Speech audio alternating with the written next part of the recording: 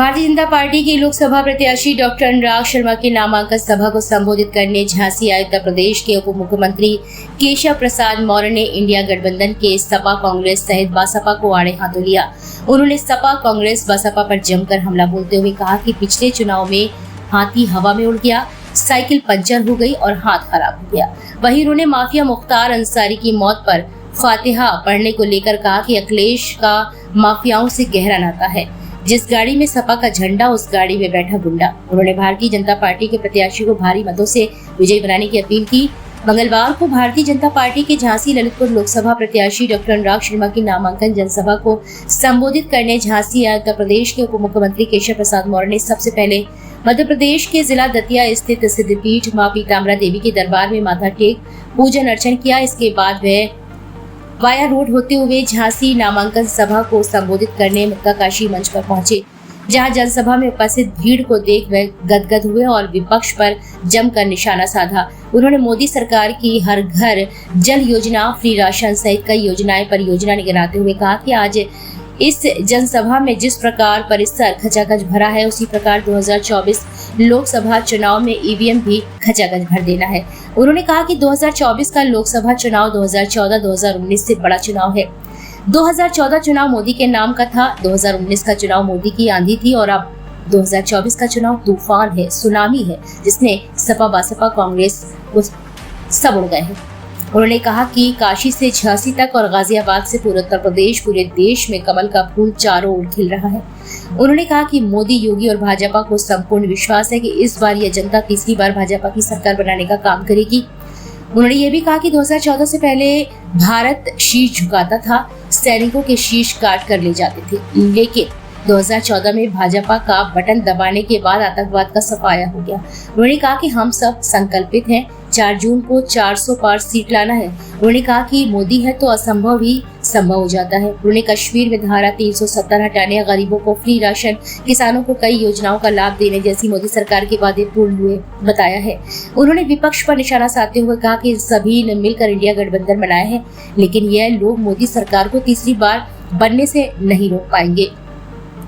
उन्होंने मोदी सरकार द्वारा 10 वर्षों में बुंदेलखंड को दी जाने वाली हर घर जल योजना, बुंदेलखंड एक्सप्रेस, राम मंदिर सहित कई योजनाएं गिनाई। उन्होंने कहा कि मोदी सरकार ने जो किया है, वादे पूरे किए हैं, उससे विपक्षियों की हालत पतली हो गई है, बड़े बड़े बयान दे रहे हैं। उन्होंने कहा कि सपा बसपा और कांग्रेस में बिजली आती नहीं थी, भाजपा में बिजली जाती नहीं है। उन्होंने कहा कि मोदी सरकार बनने के बाद इस बार केन बेतवा परियोजना शुरू होगी, जिससे खेतों के टेल तक पानी पहुंचेगा। यह ऐतिहासिक चुनाव है जिसमें सपा बसपा कांग्रेस घबराई हुई है। पिछले चुनाव के परिणाम बताते हुए कहा कि साइकिल पंचर हो गई थी, हाथी हवा में उड़ गया था और हाथ कमजोर हो गया था। उन्होंने कहा कि पहले सपा सरकार में गुंडा राज था, सपा का नारा है खाली प्लॉट हमारा है। जिस गाड़ी में लगा सपा का झंडा उसमें बैठा गुंडा। उन्होंने जनता से अपील करते हुए कहा कि इन्हें ऑक्सीजन नहीं देनी है, अगर ऑक्सीजन दी तो वही पुराने गुंडा माफिया वाले राज होंगे। उन्होंने अखिलेश पर निशाना साधते हुए कहा कि अखिलेश का माफियाओं से नाता है, वे माफिया की मौत पर फातिहा पढ़ते हैं। उन्होंने कहा कि उत्तर प्रदेश के पूर्व मुख्यमंत्री कल्याण सिंह के निधन पर अखिलेश उन्हें श्रद्धांजलि देने इसलिए नहीं गए थे क्योंकि उनका नाता जिहादियों, माफिया, गुंडा, खनन माफियाओं से है। उन्होंने कहा कि भाजपा शासन में आज सब कुछ अमन चैन से है। 2024 के इस चुनाव में इंडिया गठबंधन के प्रत्याशी की जमानत जब्त करा दो, उत्तर प्रदेश की 80 की 80 सीट भाजपा जीतेगी।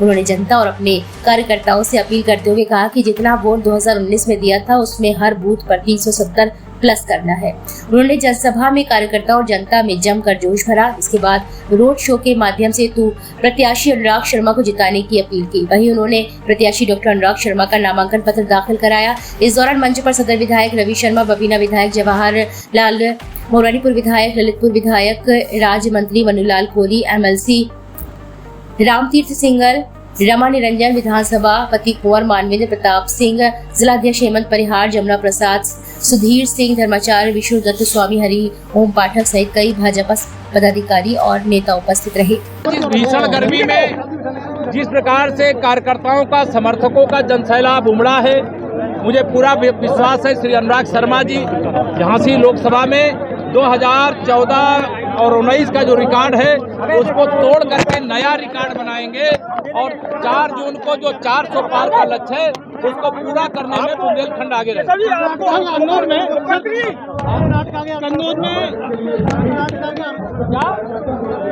कर्नाटक में कांग्रेस पार्टी ओबीसी का आरक्षण छीन करके मुसलमानों को देना चाहती है। कांग्रेस नहीं रह गई, वो मुस्लिम लीग बन चुकी है। वो ओबीसी के आरक्षण पर डाका डालना चाहती है और ये डाका नहीं डाले। राहुल और प्रियंका डिसाइड नहीं कर पा रहे वो कहाँ से लड़े। यूपी से चुनाव लड़ रहे हैं। समस्या है, हमारी समस्या नहीं है। 80 की 80 सीटें जीतेंगे।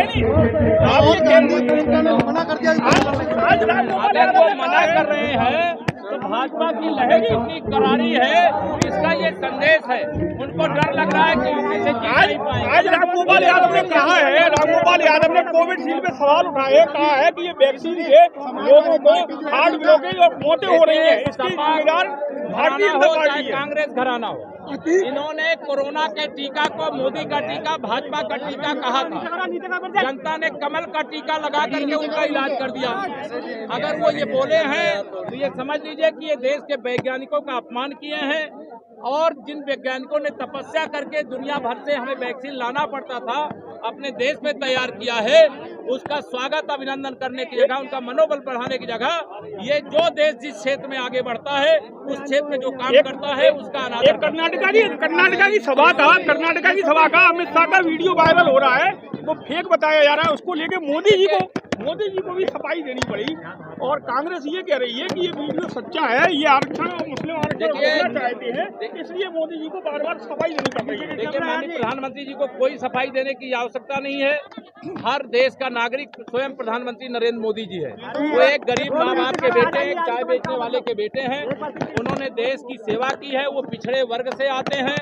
कांग्रेस या सपा बसपा उनको बर्दाश्त नहीं कर पाती है, उनके प्रति अपशब्दों का प्रयोग करती है, गाली गलौज का प्रयोग करती है। लेकिन उनकी गाली का जवाब मैं लोगों से अपील करता हूँ, गाली से मत देना, कमल का बटन दबा करके मोदी जी को तीसरी बार पीएम बना। इससे क्या फर्क पड़ता है? कन्नौज में अखिलेश यादव जी हार रहे हैं, मैनपुरी में डिम्पल यादव जी हार रही हैं और यहाँ अमेठी और बरेली में गांधी खानदान जो बपौती समझता था, बता रहे हो लड़ने नहीं आ रहा, मुझे मालूम नहीं है, लेकिन अगर लड़ने आवे तो हराने का मजा ही कुछ हो। अच्छा।